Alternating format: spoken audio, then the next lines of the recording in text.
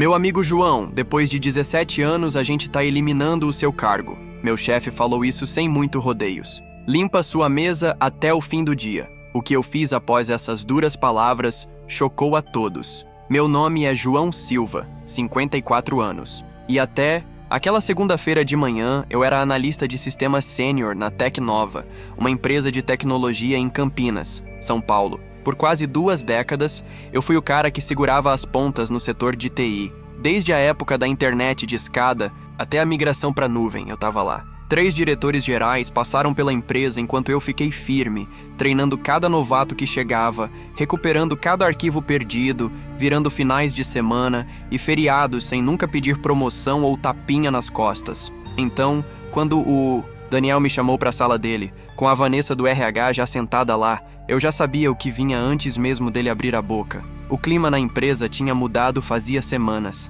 Entendo perfeitamente, eu disse, dando um aceno com a cabeça. Saí da sala sem falar mais nada, sem raiva, sem implorar, só aceitei numa boa. De volta na minha mesa, vi os funcionários mais novos me olhando de canto de olho e logo baixando a cabeça para as telas deles. Notícia corre rápido. A maioria ali era programador que eu mesmo tinha treinado. Bons garotos, mas eles não faziam ideia do que realmente estava por trás dos sistemas da empresa, nem de como funcionava a estrutura mais antiga. Comecei a juntar minhas coisas com calma. A foto da família, a caneca de café que meu filho fez no colégio, o cacto pequeno que sei lá como sobreviveu 17 anos debaixo da luz fluorescente. A Beatriz do marketing parou na minha mesa, o rosto dela todo preocupado. João, acabei de saber, isso é um absurdo. Você praticamente construiu essa empresa. Eu dei de ombros. As empresas mudam de rumo, mas sem avisar nada. Depois de tudo que você fez? A voz dela estava ficando mais alta, chamando a atenção. Tá de boa,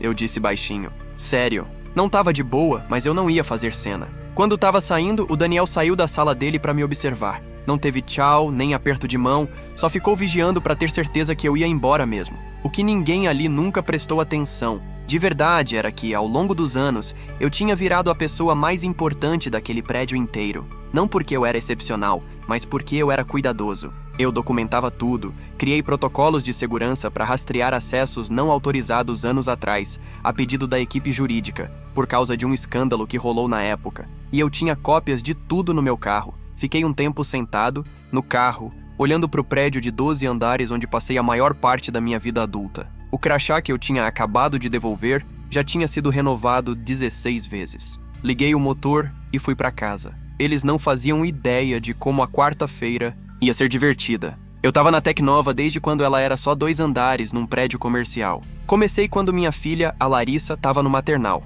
Agora ela tava terminando o mestrado. A empresa cresceu. E eu cresci junto com ela. Recusei propostas de outras empresas porque para mim lealdade era importante. Minha esposa, a Andrea, vivia brincando que os servidores eram minha segunda família. Ela não estava totalmente errada. Eu conhecia cada sistema, cada gambiarra, cada solução de fundo de quintal, para problemas que os chefes nem sabiam que existiam.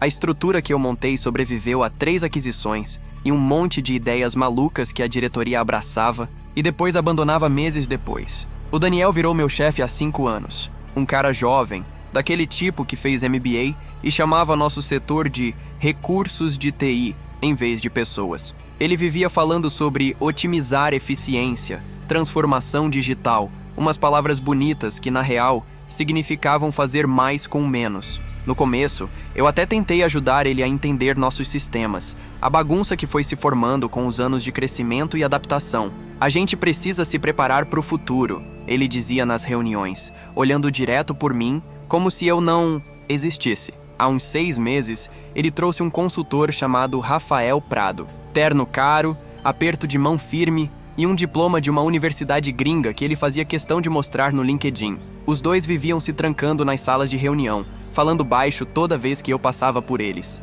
Há 3 meses notei que estavam mexendo nos meus acessos de leve. Nada muito óbvio, só umas mudanças pequenas nos controles administrativos. Eu podia ter reclamado, mas preferi observar e documentar. Você tá meio avoado ultimamente. Andrea disse uma noite enquanto a gente estava sentado na varanda. Tá tudo bem no trabalho? Eu assenti, tomando um gole da minha cerveja. Só umas mudanças, nada que eu não tenha visto antes. Mas essas mudanças pareciam diferentes. Eu estava sendo deixado de lado nas reuniões, E-mails sobre atualizações de sistema pararam de me incluir, e os projetos que normalmente seriam meus estavam sendo passados para os mais novos da equipe. Aí eu achei um memorando geral da empresa sobre umas iniciativas de modernização que nunca tinham me mostrado. O plano era reestruturar todo o setor de TI com uma nova liderança, Rafael Prado. Meu cargo nem aparecia no organograma. No mesmo dia, descobri outra coisa enquanto fazia uma varredura de segurança de rotina, daquelas que ninguém mais se dava ao trabalho de fazer. Notei uns padrões estranhos no software financeiro da empresa. Transferências regulares para uma fornecedora que eu não conhecia, a Apex Soluções. Fui pesquisar e vi que a Apex tinha sido registrada no ano passado, com um endereço comercial, que levava a uma loja de correspondência. As transferências começaram pequenas, mas estavam crescendo a cada mês. Não falei nada, só anotei, copiei os registros e continuei observando. Às vezes, o cara quieto no canto vê tudo justamente porque todo mundo acha que ele não vê nada. Na manhã depois que me mandaram embora, eu estava no meu escritório em casa, encarando meu notebook pessoal. Não tinha despertador para me acordar, não tinha trânsito para enfrentar, só silêncio e o peso do que tinha acontecido. A Andrea trouxe um café e colocou do meu lado, sem falar nada. Depois de 19 anos de casados, ela sabia quando eu precisava de espaço. "Vou no mercado", ela disse depois de um tempo. "Precisa de alguma coisa?" Eu balancei a cabeça. Quando ela saiu, abri a gaveta debaixo da minha mesa e peguei um pendrive, um de vários que eu guardava bem escondido. A política da empresa proibia tirar dados de lá, mas anos atrás, quando a equipe jurídica precisou de um sistema para rastrear ameaças internas, eu deixei claro que precisava de backups fora da empresa. Eles autorizaram na época e depois esqueceram. Conectei o pendrive e comecei a revisar os arquivos. E-mails internos, atas de reuniões que eu não deveria ter acesso, registros financeiros que um funcionário normal nunca ia ver. Lá estava um histórico completo de pagamentos para a Apex Soluções, quase 5 milhões de dólares em 18 meses. O responsável pelas aprovações era o diretor financeiro, o Bruno Almeida. Cavei mais fundo, cruzando datas e números, até que o padrão ficou. Claro, os pagamentos estavam alinhados com renovações de licenças de software que a empresa usava, mas os valores estavam inflados. Às vezes em 15%, às vezes em 20%. Era pouco o suficiente para não levantar suspeita de cara, mas o bastante para fazer uma grana preta no total. Pesquisei o registro da Apex Soluções e vi que o dono era um tal de Thiago Almeida. Uma busca rápida nas redes sociais confirmou o que eu já desconfiava: o cunhado do Bruno. Eles estavam desviando grana da empresa, inflando despesas legítimas. Sentei na cadeira, sentindo algo mudar dentro de mim. Não era exatamente raiva, era algo mais frio, mais focado. Por 17 anos, eu resolvi problemas, consertei sistemas, protegi dados. Fui o cara confiável, a presença firme que nunca causava problema, e me jogaram fora como se eu fosse um computador velho. Meu celular vibrou com uma mensagem do Lucas, um analista júnior que eu tinha orientado nos últimos 2 anos. "Desculpa pelo que rolou ontem, um absurdo o que fizeram com você. O Rafael já tá se mudando para sua antiga sala." Deixei o celular de lado sem responder. As peças estavam se encaixando. O Daniel e o diretor financeiro precisavam me tirar do caminho antes que alguém ligasse os pontos do esquema deles. Provavelmente acharam que as provas iam sumir comigo, que eu era só um tiozinho da TI que não entendia nada de finanças modernas. Abri meu e-mail e comecei a escrever uma mensagem para o conselho da empresa, mas parei, o dedo pairando sobre o botão de enviar. Era direto demais, fácil de descartarem como acusações de um ex-funcionário amargurado. Eu precisava de algo mais forte, mais preciso, um jeito de expor a fraude que não desse para ignorar ou abafar.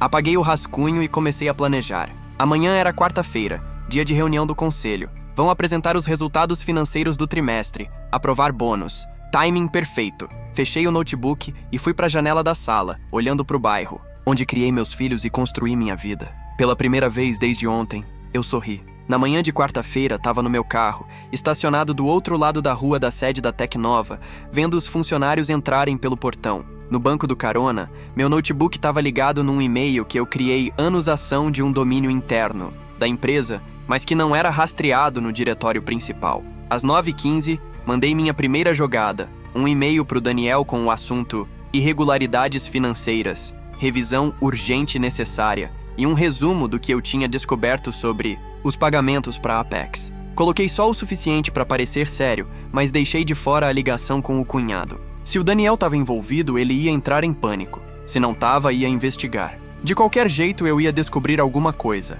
Às 9h45, meu celular tocou. Era o número do Daniel. Deixei cair na caixa postal. A mensagem dele foi direta. João, a gente precisa falar sobre o seu e-mail agora. Me liga. Não liguei. Em vez disso, fui para uma lanchonete, abri o notebook e fiquei esperando. Às 10h30, chegou outro e-mail, dessa vez da Vanessa, do RH. Senhor Silva, recebemos uma comunicação preocupante sua que pode violar o acordo de desligamento. Pedimos que cesse todo o contato com funcionários da Tecnova e lembramos da sua obrigação de confidencialidade. Qualquer comunicação adicional pode resultar em ações legais. Então era assim que eles iam jogar. Ameaçar, desqualificar, isolar. Eu não tinha assinado acordo de desligamento nenhum. Ao meio-dia, fui no banco e peguei uma caixa de segurança que eu tinha lá. Dentro tinha outro backup, mais antigo, mas com informações importantes que eu não guardava nos outros pendrives. Entre os arquivos, estavam os protocolos de segurança originais que eu criei, com documentação de quem tinha acesso a quais sistemas e quando as mudanças foram feitas. Segundo esses registros, o Bruno Almeida tinha pedido pessoalmente um acesso maior aos sistemas de aprovação financeira 18 meses atrás, exatamente quando os pagamentos para a Apex começaram. De volta em casa, vi que tinha 3 chamadas perdidas: Daniel, Vanessa e agora o Rafael Prado. Não esperava que ele ia se meter tão rápido. Interessante. Abri meu e-mail pessoal e vi uma mensagem do Lucas marcada como urgente. João, tão dizendo que você mandou um e-mail maluco sobre fraude financeira. O Rafael convocou uma reunião de emergência. Todo mundo tá falando. Tão cortando seu acesso a tudo, até as coisas antigas que a gente precisa para trabalhar. O que tá acontecendo? Coitado do garoto. Pego no meio do fogo cruzado. Mandei uma resposta curta. Não se envolve, Lucas. Só observa. Às 15 horas, o telefone de casa tocou. Um número que eu não usava para trabalho fazia anos. Atendi, mas não falei nada. João, é o Bruno Almeida. A voz dele estava firme e controlada. A gente precisa conversar sobre as suas preocupações. Acho que rolou um mal-entendido. É assim que você chama? Perguntei. Olha, períodos de transição são sempre complicados. Se você tem dúvidas sobre as finanças da empresa, tem os canais certos, tipo o conselho. Eu interrompi. O conselho não precisa ser incomodado com detalhes operacionais, né? Por que a gente não se encontra amanhã só eu e você? A gente resolve isso. Desculpa, tô ocupado amanhã, eu disse. Além disso, acho que o conselho ia gostar de saber da Apex Soluções e do seu cunhado. O suspiro dele foi alto o suficiente para eu ouvir tudo o que precisava. Você tá cometendo um erro grave, ele disse por fim.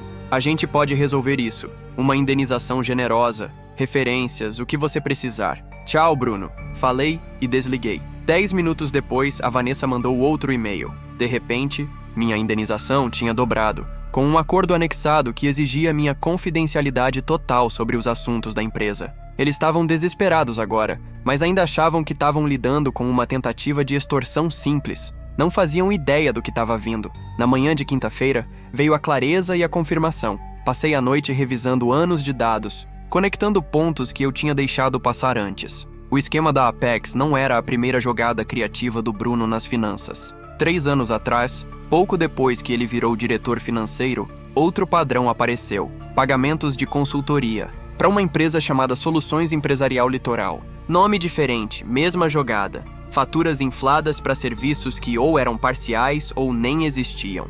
Rastreei o registro das Soluções Litoral. A dona era Patrícia Almeida, a esposa do Bruno. A mulher era supostamente dona de uma empresa que não tinha site, nem funcionários, só um endereço virtual. Mas a maior revelação veio quando cavei nos arquivos de e-mails. O Daniel não só sabia desses esquemas, como ajudava a se organizar tudo. Em troca, o setor dele recebia aumento de orçamento enquanto outros enfrentavam cortes. Ele tinha sido contratado exatamente porque o diretor anterior começou a fazer perguntas sobre os gastos de TI. Até o Rafael Prado estava conectado. A empresa de consultoria dele foi contratada por um processo esquisito que pulou os trâmites normais. O verdadeiro papel dele não era modernizar a TI, era tirar do caminho a única pessoa que podia notar os padrões financeiros: eu. O esquema era bem pensado: criar fornecedores que pareciam legítimos, aprovar pagamentos inflados e dividir a diferença. Como os serviços eram parcialmente prestados, só com preços mais altos, os auditores que procuravam por despesas totalmente falsas não iam perceber. Em 3 anos, eles desviaram quase 12 milhões de dólares. Juntei tudo num relatório completinho. Planilhas mostrando o padrão dos aumentos, registros das empresas ligados à família do Bruno, trocas de e-mails mostrando que o Daniel sabia e participava. Aí eu fiz uma coisa que eles não iam esperar. Entrei em contato com o Roberto Lima, um membro do conselho que eu conheci anos atrás, numa implementação de segurança. Ele estava quase aposentado, mas ainda ia nas reuniões trimestrais. João Silva, ele disse, atendendo no segundo toque. Faz tempo. Ouvi dizer que você saiu da Tecnova. Não por escolha, respondi. Roberto, preciso de 15 minutos do seu tempo. É importante. Silêncio depois. É sobre o motivo de o Bruno e o Daniel estarem tão estressados ultimamente?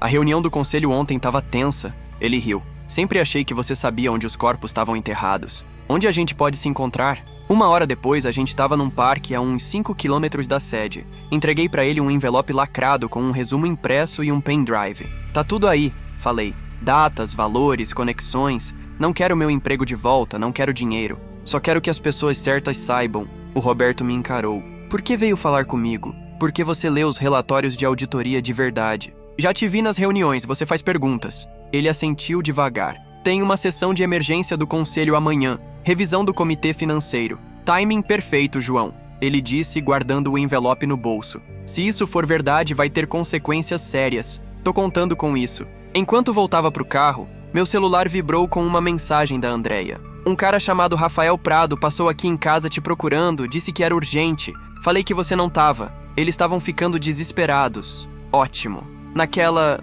tarde, recebi propostas de emprego de 2 empresas concorrentes, ambas para cargos bem melhores que o meu antigo, com bônus de entrada bem generosos. A notícia da minha saída estava se espalhando. Ignorei as propostas por enquanto. Não era sobre arrumar outro trampo, era sobre terminar o que eles começaram. Naquela noite, usando umas credenciais que deveriam ter sido bloqueadas, mas não. Foram? Que transição de TI mal feita, Rafael. Acessei o servidor de e-mails da empresa uma última vez e programei uma mensagem para ser entregue para todos os membros do conselho às 8 horas da manhã de amanhã, antes de aprovarem os bônus. Do segundo trimestre, leiam isso. Anexei meu relatório completo. A manhã de sexta-feira estava clara e ensolarada. Estava sentado na varanda com um café, vendo o bairro acordar. Sem despertador, sem trânsito, só esperando. Às 8 horas em ponto, meu e-mail programado foi enviado para os membros do conselho. Às 8h17, meu celular começou a tocar, números que eu não conhecia, provavelmente assistentes dos conselheiros tentando falar comigo. Deixei tudo cair na caixa postal. Às 9 horas, a reunião de emergência do comitê financeiro ia começar.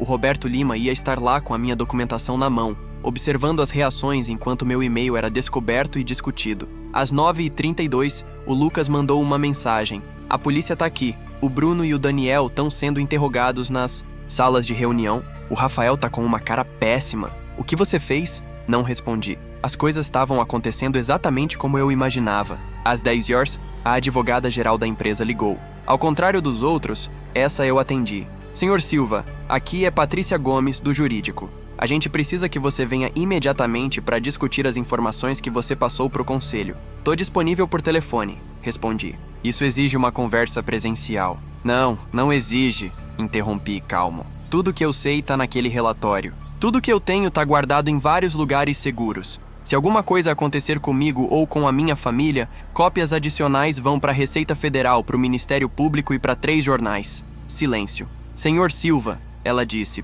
por fim, a voz bem controlada. O conselho tá levando isso muito a sério. Já colocaram vários executivos em licença administrativa enquanto investigam. Eles gostariam da sua cooperação. Eu cooperei totalmente entregando a documentação completa. Minha parte tá feita. Depois que ela desligou, fui para uma lanchonete a uns 30 quilômetros de Campinas. Não fazia sentido ficar fácil de encontrar hoje. Durante o almoço, notícias começaram a pipocar em sites de negócios locais. Executivos da Tecnova sob investigação por irregularidades financeiras. Ainda sem nomes, mas isso ia sair logo. Às 14 horas, o Roberto Lima ligou. Tá um caos, ele disse, sem rodeios. O Bruno confessou quando a gente confrontou ele com as suas provas. Tá tentando fazer um acordo, jogando a culpa no Daniel, dizendo que foi pressionado. O Daniel tá negando tudo, e o Rafael tá falando que era só um consultor, que não sabia de nada sobre as finanças. O conselho não tá comprando essa história. Suspendemos os 3 enquanto a investigação rola. O dinheiro,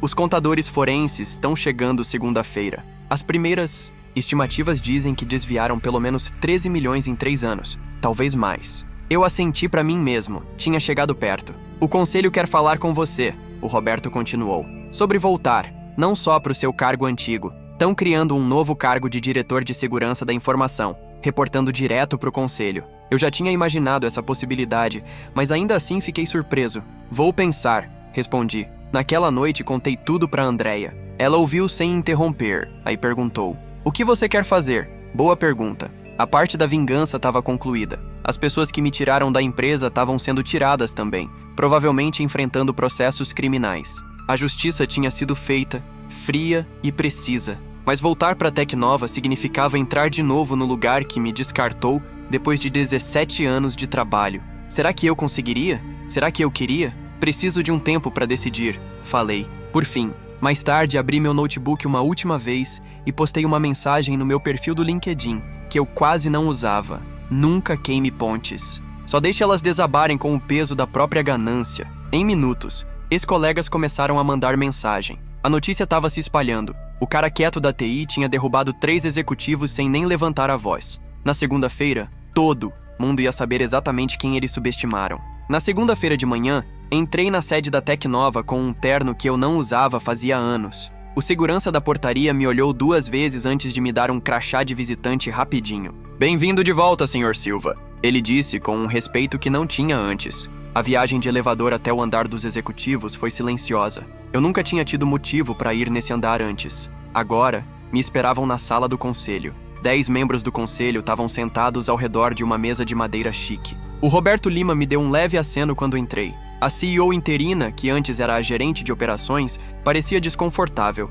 Senhor Silva, ela começou. Obrigada por vir. A situação que você trouxe à tona é sem precedentes. Fiquei quieto. A extensão total da fraude parece ser pior do que a gente imaginava. Ela continuou. A equipe forense identificou quase 15 milhões de euros em fundos desviados. Processos criminais estão sendo preparados. Continuei esperando. O Roberto pigarreou. João, o conselho votou por unanimidade para criar um novo cargo executivo. Diretor de Segurança da Informação. Privilégios completos de executivo, reportando. Direto para o conselho. A gente gostaria de te oferecer o cargo. Coloquei minha pasta na mesa. Dentro vocês vão encontrar minhas condições, falei. Não negocio. A CEO abriu a pasta, leu rapidinho e as sobrancelhas dela subiram. Autoridade total de auditoria em todos os departamentos, orçamento independente, poder de veto em decisões. Financeiras de tecnologia? Eu assenti uma vez. É incomum, ela disse. Também era incomum desviar 15 milhões,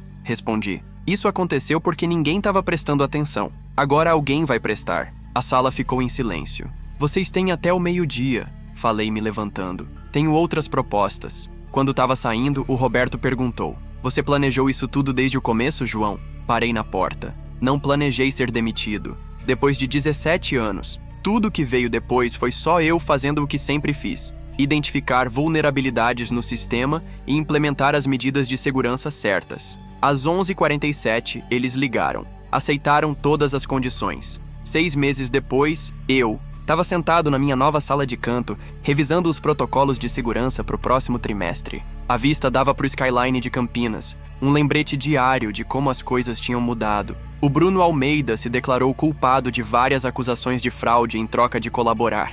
Ele ia pegar uma pena reduzida, mas ainda pesada. O Daniel estava enfrentando as acusações, insistindo que não sabia de nada, apesar das provas. O Rafael Prado tinha fugido para o exterior, mas estava sendo extraditado. O dinheiro foi recuperado, a maior parte pelo menos. O suficiente para a empresa não tomar um prejuízo sério. Meu antigo time agora reportava para mim, mas eu promovi o Lucas para cuidar das operações do dia a dia. O garoto tinha potencial, só precisava de alguém que visse isso. Uma batida na porta chamou minha atenção. A Andrea estava lá, sorrindo. Pronto pro almoço? Ela perguntou. Eu assenti, peguei meu paletó, e enquanto a gente passava pelo setor de TI, as conversas diminuíam por um instante. Não era por medo, era por respeito. Essa galera sabia o que tinha rolado. Sabia que eu podia ter destruído a empresa em vez de salvar ela. No elevador, a Andrea apertou minha mão. Tá feliz? Pensei na pergunta. A raiva que me moveu nos primeiros dias depois da demissão tinha passado. O que ficou não era bem felicidade. Era mais uma sensação de dever cumprido, de satisfação. Tô de boa, respondi. Lá fora, o sol De outubro estava esquentando a gente enquanto caminhávamos até um restaurante ali perto. Meu celular vibrou com uma mensagem do Roberto Lima. Conselho aprovou o aumento do seu orçamento de segurança. Voto unânime. Dei um leve sorriso. Sem discussão, sem perguntas, só confiança. A Andréia notou minha cara. Que foi? Nada, respondi, guardando o celular no bolso. Só pensando em pontes. Algumas desabam com o peso da própria ganância. Outras, depois de consertadas, ficam mais fortes do que nunca. Dessa vez eu construí uma ponte do jeito certo.